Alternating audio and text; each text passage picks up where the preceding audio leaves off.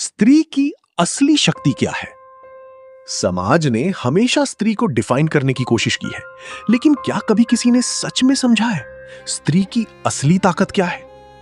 आज हम बात करेंगे ओशो के एक ऐसे नजरिए की जो स्त्री को बिल्कुल नए रूप में दिखाता है। ओशो कहते हैं, स्त्री कमजोर नहीं है, बल्कि उसकी शक्ति अलग है।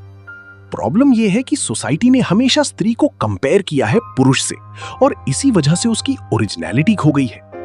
ओशो के अनुसार स्त्री और पुरुष बराबर नहीं है, क्योंकि दोनों एक जैसे नहीं हैं। लेकिन इसका मतलब ये नहीं कि कोई ऊपर है या कोई नीचे। वो कहते हैं, स्त्री की नेचर ज्यादा इमोशनल, क्रिएटिव और इंट्यूटिव होती है, जबकि पुरुष ज्यादा लॉजिकल और अग्रेसिव होता है। दोनों एक दूसरे के ऑपोजिट नहीं, बल्कि एक दूसरे को कंप्लीट करते हैं। ओशो कहते हैं, स्त्री की सबसे बड़ी ताकत है उसकी सेंसिटिविटी। जो चीज पुरुष इग्नोर कर देता है, स्त्री उसे गहराई से महसूस करती है। यही सेंसिटिविटी उसे ज्यादा कंपैशनेट, लविंग और क्रिएटिव बनाती है।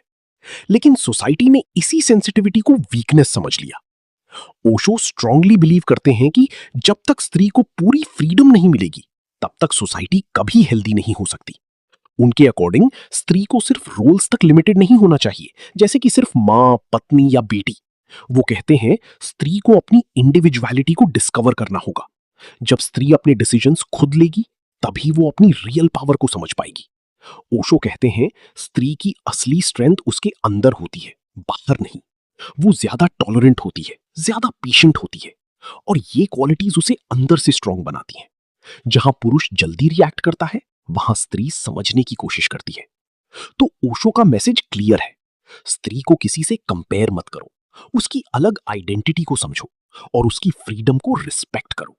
स्त्री कोई कम नहीं है, वो बस अलग है, और इसी अलग होने में उसकी असली खूबसूरती है। अब सवाल ये है, क्या हम स्त्री को वैसे एक्सेप्ट कर पाएंगे जैसे वो सच में है? अगर आपको ये पर्सपेक्टिव पावरफुल लगा, तो वीडियो को लाइक करो और कमेंट में बताओ, आप स्त्री की सबसे बड़ी स्ट्रेंथ क्या मानते हो।